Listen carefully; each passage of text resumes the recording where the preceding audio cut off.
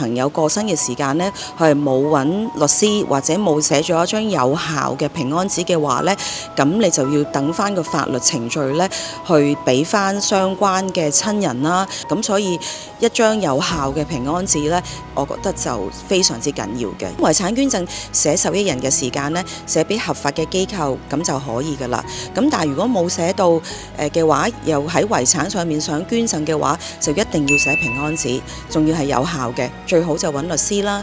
如果自己寫嘅話呢，亦都要寫清楚個執行人啦、一啲受益人啦、係機構啦，同埋要寫清楚啲資料先係可以嘅。